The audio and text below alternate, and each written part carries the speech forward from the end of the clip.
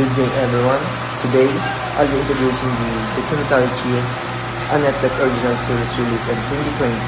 This documentary takes us deep into the world of competitive cheerleading, showing that it's not just about smiles, lips, or flashy routines. It's about discipline, teamwork, and mental toughness. Overview of the documentary. Cheer is set in Navarro College, a small community college located in Corsicana, Texas. The story focuses on the Navarro College Bulldogs cheer team, led by their dedicated and inspiring coach, Monica Aldama, known for her strict but caring leadership.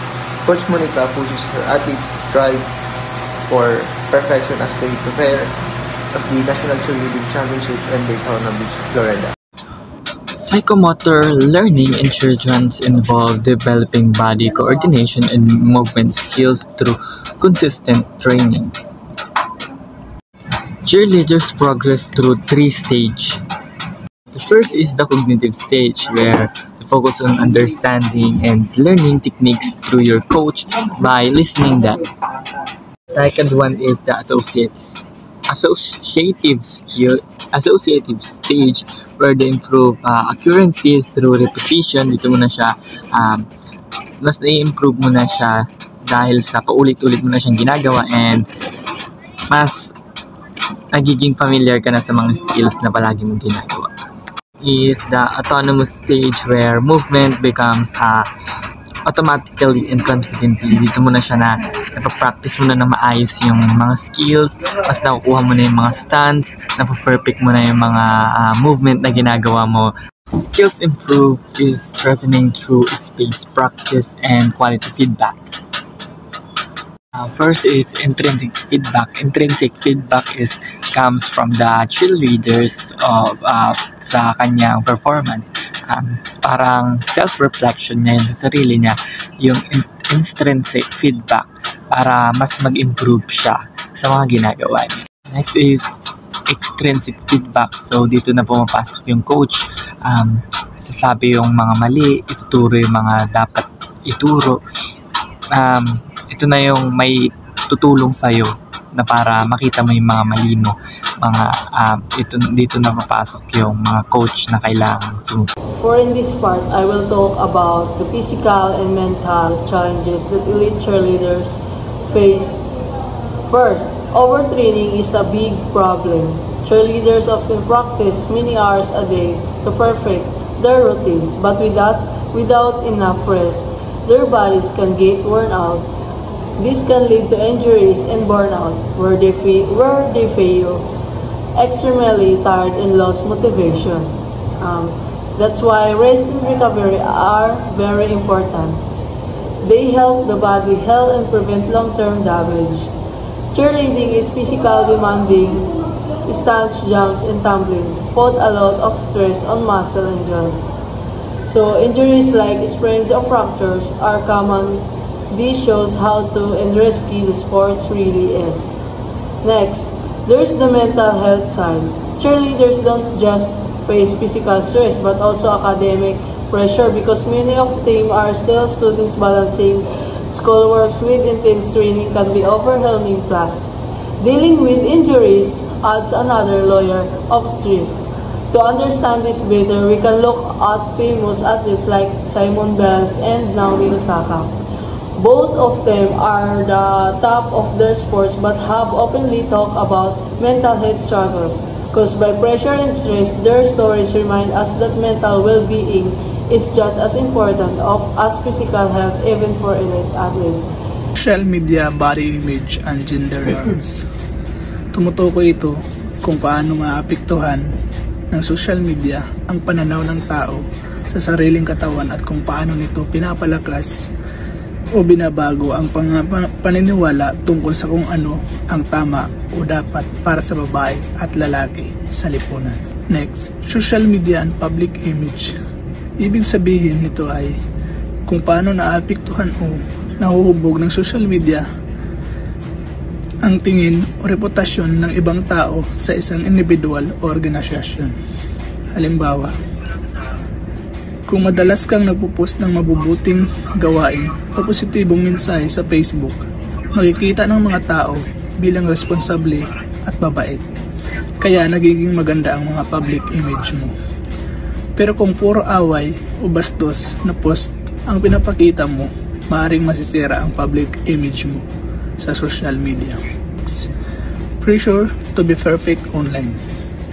Ibig sabihin nito ay pakiramdam ng kailangan mong magmumukhang perpekto sa social media, tulad ng laging masaya, maganda o successful para magustuhan o hangaan ka ng ibang tao. Example, kapag nagpo-post ka sa Instagram, pinipili mo lang yung mga picture na mga magaganda ang itsura mo at masaya kahit sa totoo lang pagod o malungkot ka. Kasi ayaw mong isipin ng ibang tao na hindi ka okay. Next is judgment and online criticism. Ibig sabihin nito ay yung mabilis na paghusga o pagpuna ng mga tao sa social media sa mga post, itsura, opinion ng iba. Halimbawa po ay nagpost ka ng opinion tungkol sa isang issue tapos maraming tao ang nag-comment ng masasakit na salita o nilalait ka. Iyon ang online criticism at judgment. Next is gender identity in cheer. Ibig sabihin nito ay ang pagtanggap at paggalang sa kasarian ng bawat cheerleader, kung lalaki man o babae, LGBTQ+ man. At ang karapatan nilang sumali mag-perform ng pantay sa cheerleading. Halimbawa po ay may lalaking sumali sa cheerleading team at tinanggap siya ng grupo, karamihan ay babae. Iyon ay paggalang sa gender identity in cheer. Next po is gender as a traditional female sport. Ibig sabihin nito ay ang cheerleading ay matagal nang kilala bilang sports ng karaniwang sinasalihan ng mga babae.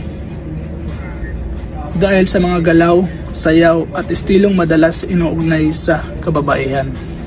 Halimbawa po is sa mga paaralan noon, halos puro babae lang ang nakikitang nag-cheer habang ang mga lalaki ay nasa team sports lang.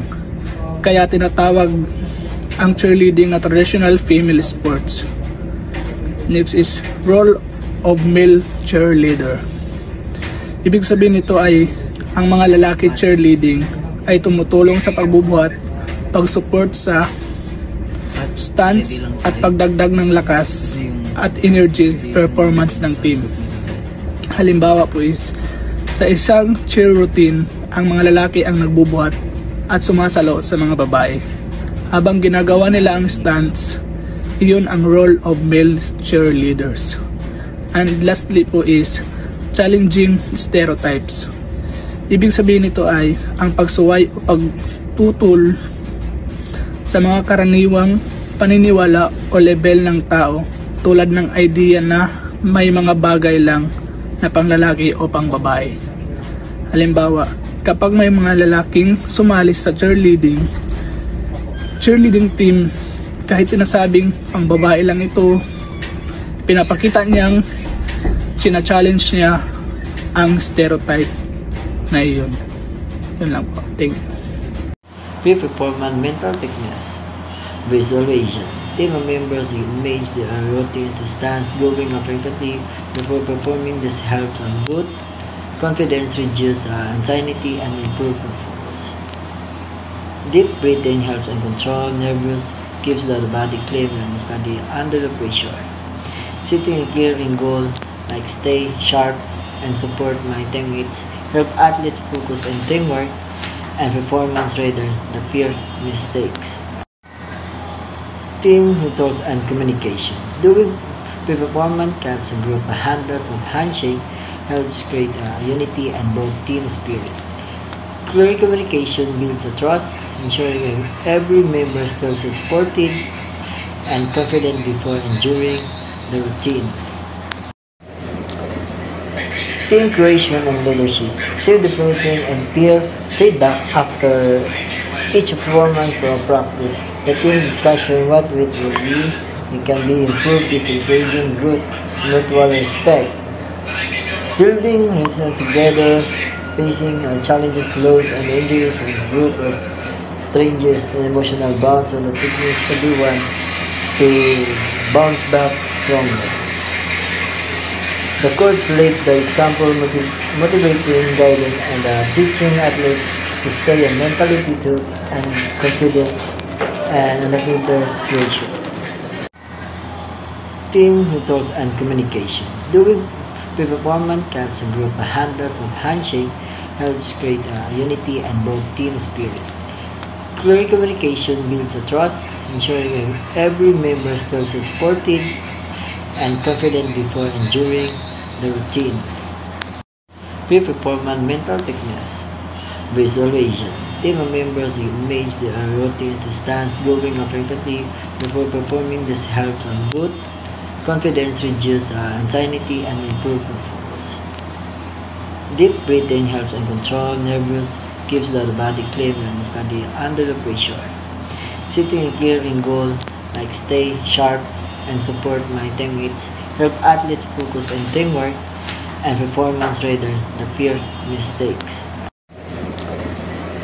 Team creation and leadership.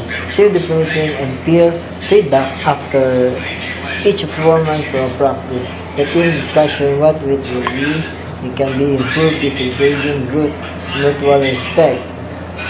Building resilience together, facing challenges, loss, and injuries as group as strangers and emotional bonds so that it needs everyone to bounce back stronger.